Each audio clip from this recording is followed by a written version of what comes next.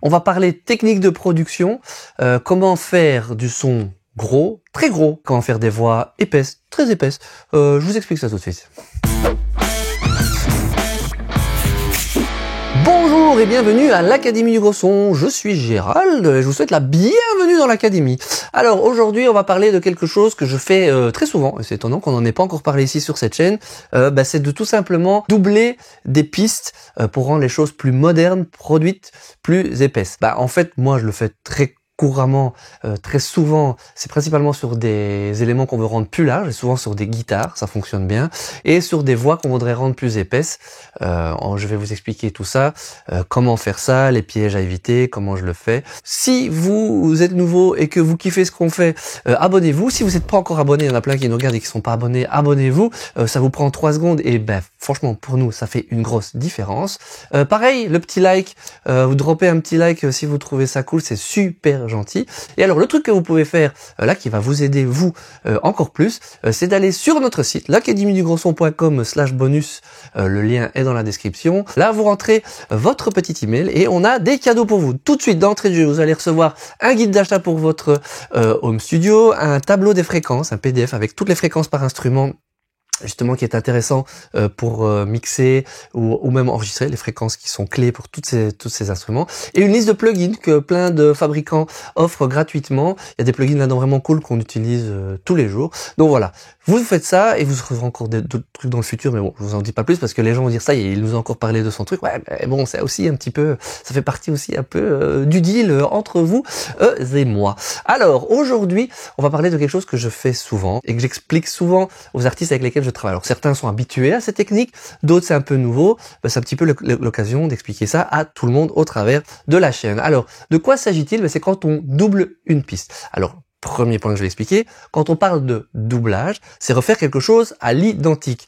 Par exemple, quand on double une voix, elle a été chantée d'une certaine façon, c'est de refaire exactement la même chose. On parle d'unisson, donc les mêmes notes, au même moment, avec les mêmes attaques, les mêmes fins, juste pour donner de l'épaisseur. C'est complètement différent que d'harmoniser ou de rajouter une piste qui joue quelque chose de complètement différent pour compléter. Quand on parle de doublage de piste, on est vraiment sur une technique de production qui doit se faire à l'enregistrement, et c'est complètement différent que de dire tiens je vais faire par exemple j'ai fait une guitare qui faisait un gros son, je vais faire la même guitare qui fait un truc aigu juste pour élargir un peu le spectre des fréquences dans l'aigu. Ça pour moi c'est pas un doublage, ça c'est plutôt de la production, c'est un complément, c'est tout ce qu'on veut, mais c'est pas un pur doublage juste pour cette technique d'élargissement de la stéréo ou l'épaississement du son. Ça c'est la première chose que j'ai expliqué parce que souvent c'est quelque chose qu'on me dit mais à quoi ça sert. Autre chose que je voulais spécifier avant de rentrer plus dans l'aspect pratique des choses, c'est que pour moi, ça c'est vraiment une technique de production. C'est pas quelque chose qu'il faut faire de façon obligatoire. C'est quand on veut quelque chose, pour moi, qui est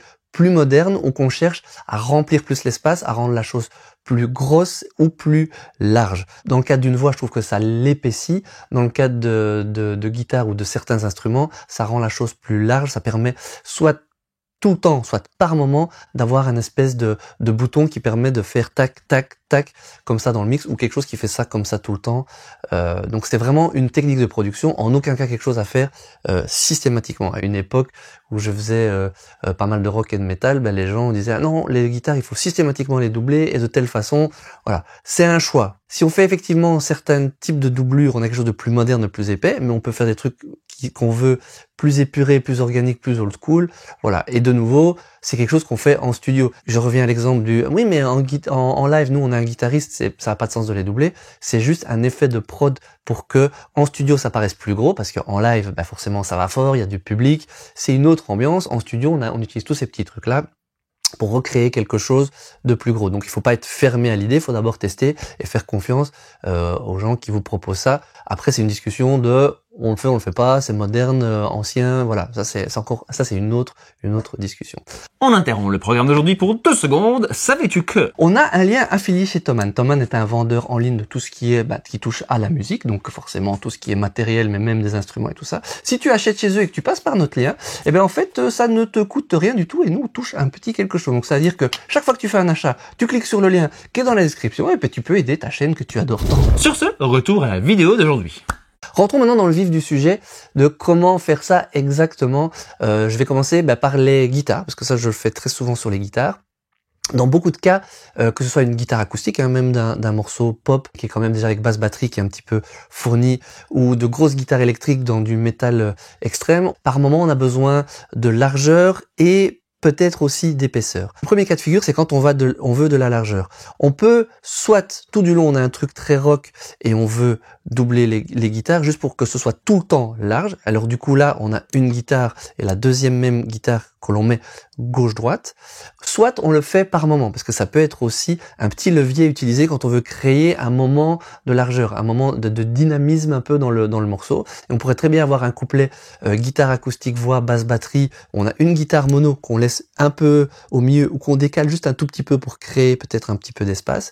Et au moment d'un refrain, clac, là on va doubler et cette guitare mono, boum, passe en stéréo. Ça c'est vraiment pour donner de la largeur dans tout le morceau, par moment du morceau.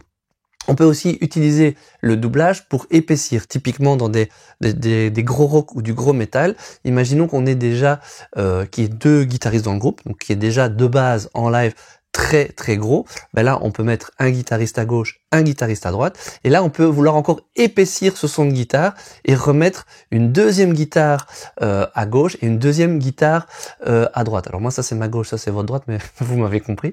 Et donc du coup, ben, au lieu d'avoir deux guitares, deux pistes de guitare de deux guitaristes, on a quatre pistes de guitare, donc deux par guitariste. Et là c'est quand on épaissit. Alors je vais vous montrer des exemples un petit peu concrets de tout ce que je suis en train d'expliquer, mais je vais d'abord vous donner un petit peu mon point de vue, enfin comment moi je fais au quotidien. Pour moi, ce qui est très important si vous rentrez dans ce type de production pour élargir et épaissir, c'est de tenir compte d'un élément très important, c'est que ça doit être super tight, c'est-à-dire que ça doit être joué vraiment de la même façon. Quand par exemple on a une guitare et qu'on veut juste l'élargir, on veut pas avoir trop la sensation qu'on entend deux guitares. Et ça, un des premiers trucs pour y arriver, c'est que ce soit joué de la même façon. Donc faut pas que tout d'un coup, parce que j'ai parfois ce genre de cas de figure, j'ai des groupes où où la guitariste joue une rythmique mais un peu au feeling, la rythmique est pas vraiment calée, et de l'autre côté ben, quand on double c'est plus la même chose, et on entend il y a des accents et on entend des balancements gauche-droite, et là on entend clairement deux guitares. Donc il faut que ce soit la même rythmique et qu'elle soit jouée de la même façon, avec les mêmes accents, et que ces accents tombent au même moment. Plus on entend qu'il y a deux guitares et moins on a l'effet que l'on veut. Donc l'idée c'est qu'on veut entendre comme s'il y avait une seule guitare, mais une grosse guitare. Un autre truc qui peut être cool à faire pour ça, c'est que quand on double, alors soit on peut utiliser exactement le même son, et donc on va avoir juste la pression de son un peu plus large. Par contre, ce qu'on peut faire aussi couramment, c'est de changer un tout petit peu le son entre la gauche et la droite. Moi, je suis plus de la team changer un tout petit peu le son que faire des gros changements drastiques. Quand je dis un peu changer le son, par exemple, imaginons une guitare électrique.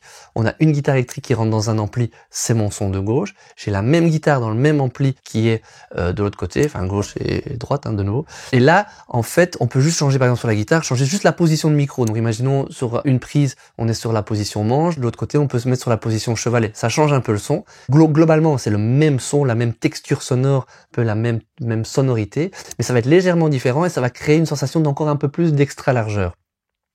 Je suis plutôt de la team de pas trop changer drastiquement. On peut changer un peu à l'ampli, remettre un peu des aigus, enlever un peu des graves. Ça peut aussi se faire au mix. Au mix, ça, je trouve que ça c'est une technique qui marche bien aussi. Moi parfois je préfère laisser le même son à gauche et à droite, et je vais creuser un tout petit peu et booster à un endroit, et je vais faire exactement l'opposé avec l'EQ de l'autre côté pour recréer une espèce d'extra largeur, ou traiter un tout petit peu différemment les deux guitares pour que ça fasse quelque chose d'encore un tout petit peu plus large. C'est dû au fait que si on a exactement les mêmes sons, on est dans les mêmes fréquences, enfin tout sonne pareil à l'oreille, que si on change un petit peu, l'oreille est un peu attirée sur le fait qu'il y a un côté qui est un peu plus aigu et que ça donne un peu plus de largeur, et ça donne cette espèce d'extra, c'est un espèce de petit truc perception acoustique qui donne un petit peu l'impression que c'est encore plus large. C'est pour ça que je suis un petit peu moins friand parfois j'ai certains artistes qui disent moi j'ai envie de doubler mais je vais prendre une autre guitare pour que ce soit vraiment fort complémentaire. Ça peut, mais il faut bien s'assurer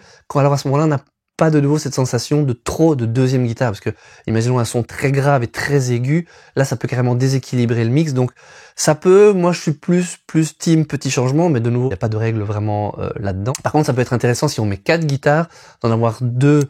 Imaginons que ce soit un seul guitariste qui joue, on pourrait avoir une gauche, une droite, et on veut faire un truc ultra épais, il rejoue en dessous. Là, on peut carrément dire, ouais, changer de guitare, changer d'ampli, pour que ça vienne un peu compléter, que ça épaississe en plus au-dessus, mais que ça complète, parce que sinon, on va avoir 4 fois le même son de guitare, et là, ça risque de devenir un petit peu brouillon. Alors, dernière petite chose que je voulais dire, tant qu'on est sur le thème des guitares, mais en fait, ça marche aussi pour les voix, parce que souvent, j'ai plein d'artistes qui s'y connaissent un petit peu moins en production musicale, qui ont un peu moins d'expérience, et qui me disent, bah, il suffit de prendre la première piste que j'ai jouée, la copier-coller, et puis ça fera l'effet. Non, pas du tout. Ça, si par exemple, je mets un son à gauche, un son à droite, et qu'il est identique, je vais juste avoir le même son au milieu plus fort. Mais là, on dit, ah oui, mais si on décale un peu, j'ai vu qu'il y a des gens qui décalaient, ou qui mettaient un petit mouvement un peu de chorus ou quoi.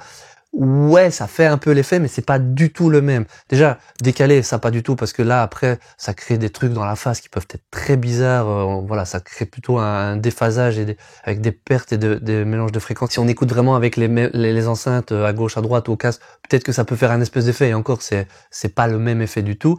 Mais en plus, si pour une façon ou une autre, on a mis les deux enceintes quelque part et qu'on est désaxé, enfin, le mélange des deux va faire des trucs très bizarroïdes. Et le côté chorus, ça va faire un peu ça, mais ça ne sera jamais aussi épais que le fait de le rejouer complètement, de refaire une deuxième prestation complète, parce que là on va vraiment avoir un chorus naturel, et là ça va bouger beaucoup plus, ça va créer quelque chose de beaucoup plus riche qu'on peut pas avoir tout simplement en copiant-collant et en ajoutant un traitement magique. Alors vous allez me dire, ok super, je vois plus ou moins ce que t'expliques, mais tout ça c'est pas très concret.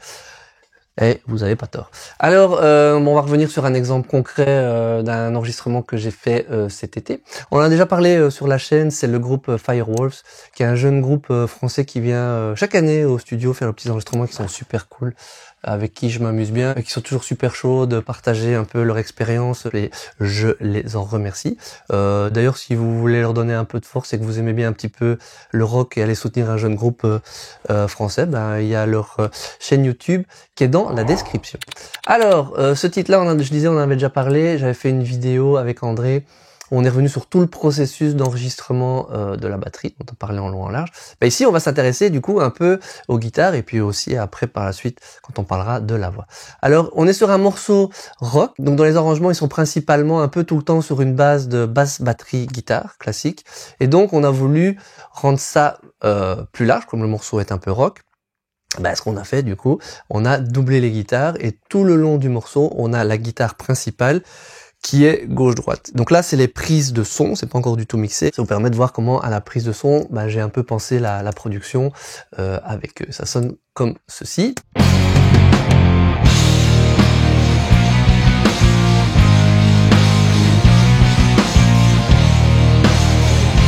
Voilà, donc c'est un peu velu. Si j'avais pas doublé la guitare et qu'on en avait mis qu'une seule, ben, ça sonnerait comme ceci. J'aurais mis au milieu, ça ferait ceci.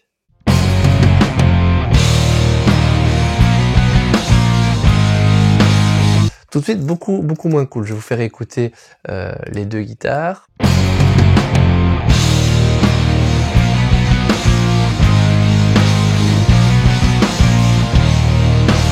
Donc voilà, quand on passe d'un à l'autre, la différence est assez drastique. Donc là, on voit tout de suite, effectivement, ben, ça rend le tout plus large. On n'a qu'une seule guitare, on entend bien, c'est un riff. Évidemment, là, je vous l'ai dit, parce que vous êtes un petit peu plus habitué à la production, vous entendez que c'est deux guitares. Mais je veux dire, pour un auditeur, une auditrice lambda, ben, c'est juste, il y a une guitare qui joue ce mouvement-là. Bon, alors ça, c'était cool, évidemment, donc ça fait l'effet un petit peu doublage. En live, d'ailleurs, ils sont deux guitaristes, donc on aurait pu en mettre 4, mais là, ça aurait été un peu trop massif. On est quand même sur un truc rock, on voulait pas tomber dans des clichés un petit peu trop métal. Mais tout du long du morceau, il y a quand même des moments où on voulait créer quelque chose de plus dynamique. Ici, on voit qu'il y a un pont, qu'on est revenu sur quelque chose de plus simple. Oui, à chaque fois, il y a 3 pistes. Donc là, vous avez l'impression, vous pouvez croire éventuellement qu'on parle de 6 guitares. 3 pistes, c'est pour une guitare, parce que j'ai une DI, juste pour moi avoir des repères visuels, et 2 micros sur l'ampli. Donc 3 pistes égale une guitare. Ici, 6 pistes égale 2 guitares. Ici, quand on revient ici, on voit qu'on repasse à 3 pistes. Donc j'ai plus qu'une guitare. Là, on a joué sur le côté un peu refermé, parce que c'est un pont qui est un peu plus clean, un peu plus gentil. Du coup, on passe de 2 à 1, ça permet de refermer, et par la suite, on réouvre le son. Ça sonne un peu comme ceci.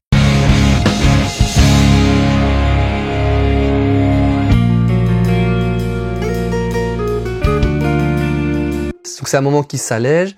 Alors on va parler aussi de tout ce paquet de guitares qui est en dessous, parce que c'est important justement d'en parler dans le cadre des doublages. Mais donc du coup ici on voulait que ça revienne à quelque chose de tout petit. Donc bim, une seule guitare. Quand je dis tout petit, c'est plutôt que ça s'allège, pour quelque chose de dynamique dans le morceau pour suivre. Eux ils avaient cette volonté que ça fasse gros, puis plus gros, en fonction des couplets et des refrains. Et que là, hop, c'est un moment où ça s'allège, où on a une petite guitare acoustique. Et là, le fait de revenir à une guitare, donc non doublée, on aurait pu doubler la clean, en mettre une gauche-droite pour avoir de nouveau quelque chose de plus large, mais justement on veut restreindre, donc c'est une bonne façon de produire pour créer cette dynamique. C'est comme ça que moi j'utilise un peu cette technique, et ce qui était un peu le base de cette vidéo, de vous expliquer un peu les options. Et maintenant, si on se dit ok, super, c'est rock, on a mis gauche-droite, mais il y a des moments où on veut encore plus. Alors qu'est-ce qu'on fait à ce moment-là? Et c'est là que le pâté intervient. Ce pâté illustre bien,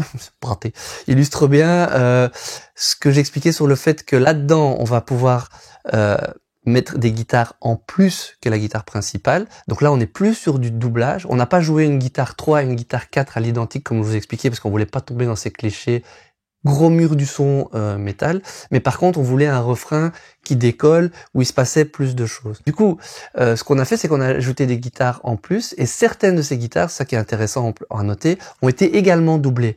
Donc il y a cette première petite guitare qui est plus de mémoire, on va réécouter, mais de mémoire je crois que c'est des petites notes avec l'octave, en une espèce de petite mélodie comme ça.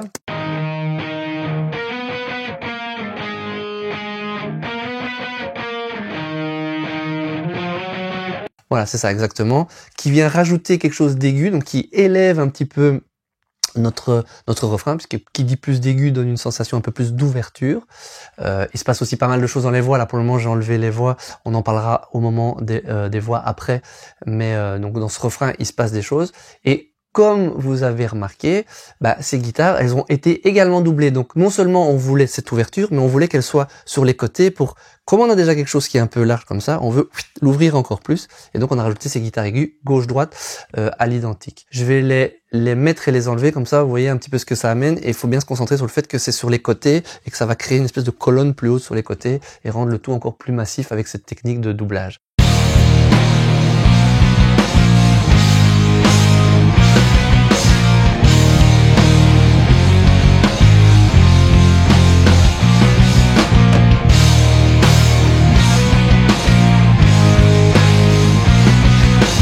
Donc voilà, elle suit vraiment les guitares principales et du coup c'est un ajout. Pareil, doublé gauche-droite, donc ça garde l'ouverture et ça rend l'ensemble plus épais et plus ouvert. Alors, qu'est-ce qu'on a ensuite? On a remis une autre guitare ici qui elle a l'air d'être mono.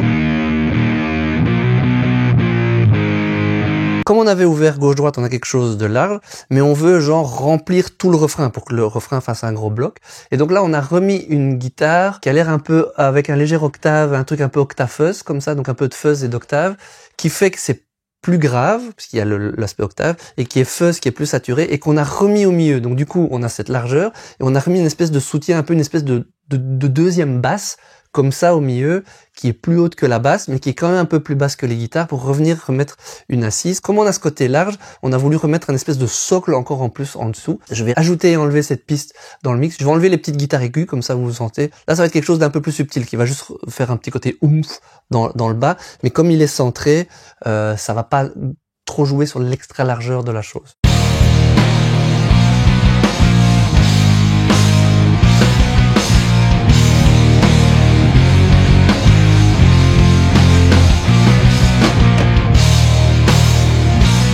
Voilà, plus subtil ici. Là, c'est à l'étape de production de l'enregistrement. À voir maintenant au mix, quand je vais mixer ce morceau. Je l'ai pas encore mixé, en fait. En réalité, je suis en train de le mixer. Mais faut pas le dire au groupe, ils le savent pas. Mais comme la vidéo sort plus tard, de toute façon, ils auront déjà reçu le mix. Mais il faut avoir au mix comment je vais doser ça. De nouveau, ça me permet de jouer ça. Là, on n'est plus sur le concept de doublage du tout. C'est juste pour bien vous expliquer la différence entre ce qui est doublage et que parfois, le fait de doubler nécessite parfois de mettre des choses additionnelles. C'est un petit extra on parle plus vraiment des doublages des pistes. Je crois que c'est un petit extra pour comprendre que juste doubler, c'est pas non plus forcément la solution miracle à tous vos morceaux, ou juste doubler et élargir. Après, il faut réfléchir peut-être aussi en termes de couches. De nouveau, c'est propre au contexte, c'est propre au style musical, c'est à vous Moi, je vous donne les exemples, je vous donne des pistes de réflexion. Après, c'est à vous, par rapport à votre travail, à voir si ça a de l'intérêt ou pas. Si vous faites un trio contrebasse, voix, guitare, acoustique, peu de chances que cette vidéo vous intéresse. Mais si de temps en temps, vous commencez à produire avec des couches et vous voulez avoir... Même si ici, c'est un groupe, à la base, ils sont 5, et qu'en live, toutes ces guitares seront pas forcément jouées, on a quand même envie qu'en studio, on ait cet effet que eux donnent en live, que ce refrain, bam, il envoie dedans ta face. Alors il y a une troisième guitare, je sais plus ce que c'est, on va l'écouter. Quand je dis une troisième guitare, c'est une troisième couche de guitare dans le refrain en plus des guitares principales. Ah oui, je me souviens, ça c'était ma petite idée funky que j'avais eue. J'avais pris d'ailleurs la guitare pour leur soumettre, ils avaient bien aimé l'idée, puis après c'est le guitariste qui avait rejoué. J'avais envie d'un truc qui drive, qui groove dans ce refrain, comme sur un truc assez carré. Et de nouveau, là, c'est un petit truc aigu que j'ai mis donc pour ouvrir, mais milieu, parce qu'on est déjà fort sur le côté gauche-droite. Je vais le mettre avec et sans. J'étais assez content de cette petite guitare, moi qui joue plus jamais de guitare. Et on va écouter ce que ça amène.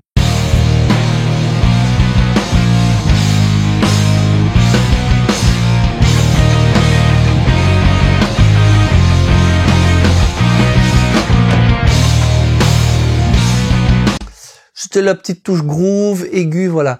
Maintenant, si je remets toutes ces guitares en plus, en sachant, alors je rappelle, le concept de cette vidéo, c'est quand même le doublage des pistes. Donc on avait une guitare principale, elle est doublée tout du long. Dans le refrain, on veut que ça monte encore d'un cran, on a déjà doublé. Qu'est-ce qu'on fait? On a remis des éléments gauche-droite aigus pour épaissir, mais on a gardé ce côté gauche-droite pour les avoir larges. En plus, pour remettre encore une couche en dessous et au-dessus pour que ce soit plus haut, mais central pour créer une colonne, une espèce de colonne vertébrale à tout le refrain. On a mis une guitare octavée basse pour l'aspect fondamental du riff et cette petite funky aiguë au-dessus pour ouvrir le tout. Et ce que je vais faire, c'est que je vais passer de la partie avant, je vais mettre 2 mesures avant et on va rentrer dedans. Donc là, on sent qu'il se passe quelque chose musicalement, c'est une autre partie, mais qui manque clairement un truc d'un point de vue production.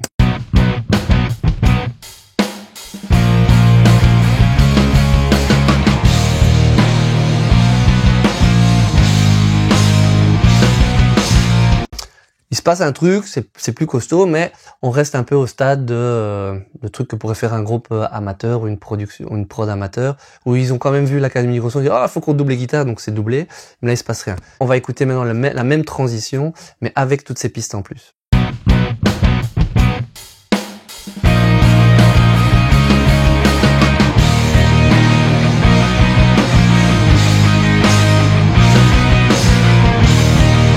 Voilà, avec la petite aiguë qui commence avant, qui amène le truc. On garde un peu l'aspect groove qu'on avait avant, c'est plus massif et voilà, on garde l'envie de battre la tête. Donc tout ça avec cette technique de mélange, tout ça, cette technique de vraiment de doublage de guitare. Bon, ok, on a assez parlé des guitares, maintenant si on parlait un petit peu de la voix. Deuxième cas de figure où je fais très souvent des doublages de pistes, c'est sur les voix. C'est un effet qui marche bien dans plein de styles sur les voix. Alors là, l'effet va être un peu différent parce que forcément, sur les guitares, ça nous permet de jouer sur la largeur, sur la stéréo et éventuellement sur l'épaisseur si on double le côté gauche-droite. Moi, je double jamais des guitares au milieu gauche, central. Ça m'a jamais... En tout cas, je n'ai jamais ressenti le besoin. Après, je dis pas qu'il faut pas le faire. Hein. En musique, en production musicale, il y a pas vraiment de règles. Mais j'ai jamais trouvé ça intéressant pour ma part dans mon travail et sur les projets sur lesquels j'ai travaillé. Mais pour la voix, évidemment, elle qui reste au milieu, en général, quand on double, c'est pas pour les mettre gauche-droite. On peut, mais ça, c'est un effet spécifique et on fait pas trop ça sur la lead. Ça pourrait, mais de nouveau, c'est un cas ultra rare. En général, ce qu'on fait le plus couramment, c'est de la doubler et mettre les deux voix au milieu pour donner de l'épaisseur. Alors, c'est une technique que j'aime bien, mais que je fais pas systématiquement pour une bonne raison. Effectivement, ça donne de l'épaisseur, ça enrichit une voix.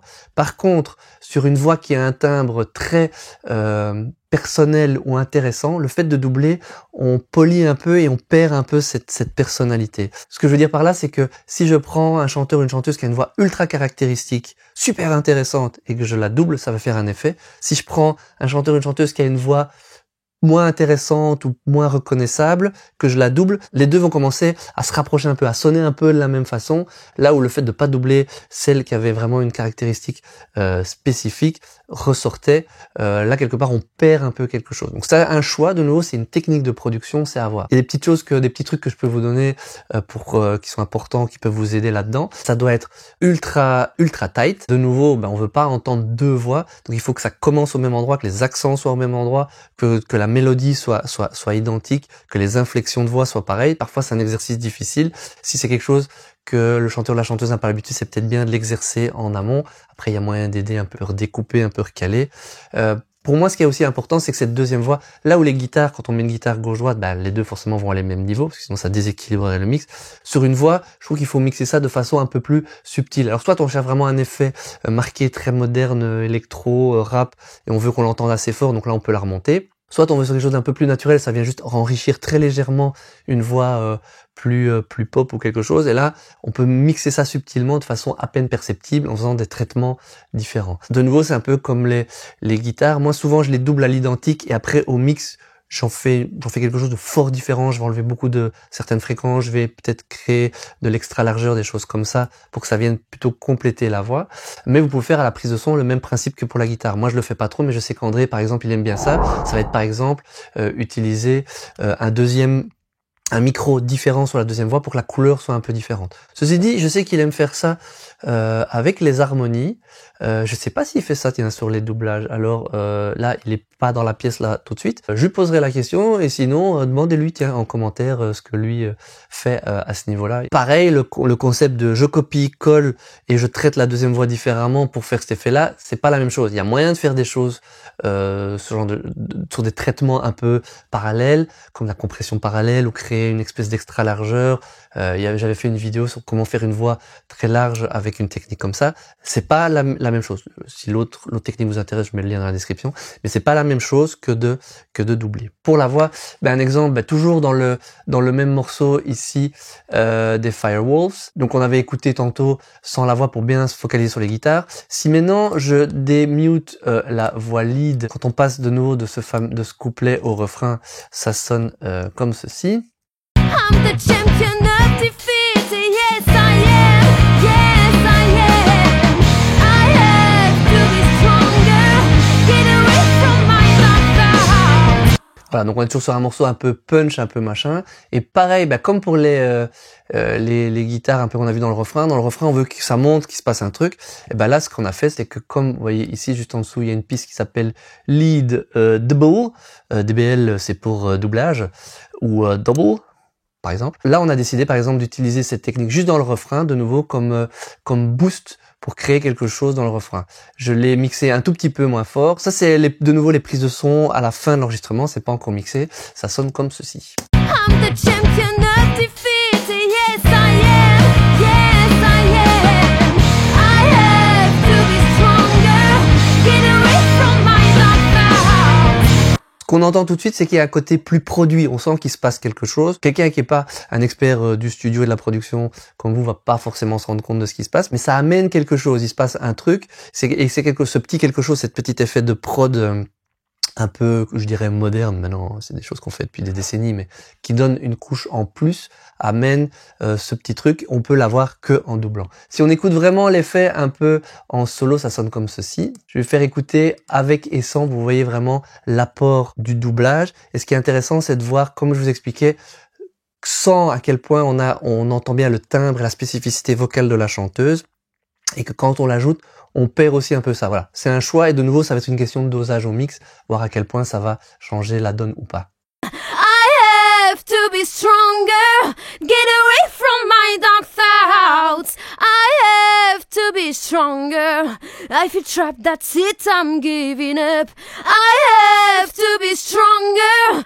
On the edge, the fall is close. Quand il n'y a pas, on entend bien la personnalité de la chanteuse. Maintenant, quand on double, ça crée cette petite épaisseur en plus qui est ici sur un titre qu'on veut un peu rendre dedans. Donc voilà, c'est un choix technique qui est cool. Pareil, un peu comme pour la guitare, il y a d'autres pistes en plus qu'on entend, enfin qu'on voit ici, qui sont des harmonies. Donc ça, de nouveau, c'est pas un doublage. Là, c'est quelque chose qui rajoute, qui au niveau de la prod, qui fait que dans le refrain, on a plus d'éléments. Et par exemple, ici, ce qui est intéressant, c'est qu'au niveau des harmonies, elles aussi, on les a doublées et on les a mis gauche-droite. Donc, ce qui permet de rajouter un élément de production harmonique en plus, mais en plus, une extra largeur dans le refrain. Ces harmonies, elles sonnent comme ceci et donc, du coup, elles sont gauche-droite. C'est des harmonies basses. I have to be stronger. Et qui arrivent que par moment. Si on écoute ça, juste la voix, le doublage et ses harmonies, ça sonne comme ceci. I have to be stronger. Get away from my dark thoughts. I have to be stronger.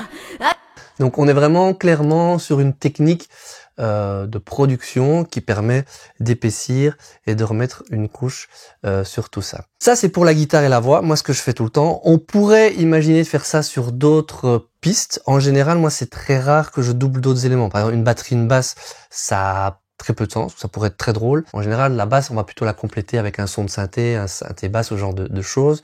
Doubler une basse électrique par exemple, moi ça m'a jamais...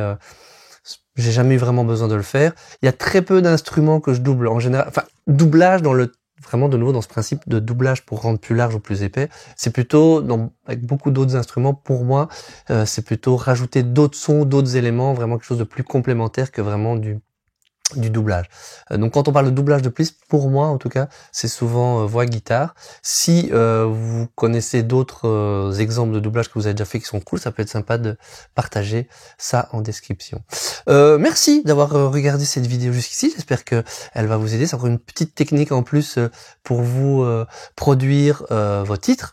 De nouveau, si vous avez besoin d'aide sur tout ce qui est production, mais aussi beaucoup sur ce qui est mixage, c'est ce que vous nous demandez le plus, ben on a des cours très cool et très complets sur notre site l'academiedugrandson.com. On a des cours de mix pour débutants, vraiment une méthode pour vous aider pas à pas. Une fois que vous avez enregistré et produit tout ça et que vous savez pas comment les mixer, il y a cette méthode-là. Si vous maîtrisez déjà un peu le truc, mais que vous êtes sentez bloqué un peu en termes de débutant, vous dites ça sonne pas encore comme les trucs que j'écoute et que j'aime bien, il y a la méthode de mix avancée, qui est une méthode vraiment spécifique et qui a été prévue pour ça par André et moi-même. Et puis on a des cours avec l'Académie des pros, actuellement avec Jules Fradet et Lionel Capouillet, qui sont vraiment des mixeurs pros qui mixent des tubes qui sortent à la radio tous les jours et avec qui vous pouvez apprendre directement en allant voir ces cours de l'Académie Grosson où on voit comment ils travaillent au quotidien pour mixer tous ces tubes. Donc une fois de plus, merci beaucoup pour tout, merci pour avoir suivi, merci pour avoir liké, merci pour vous être abonné, pour vous être inscrit sur le site.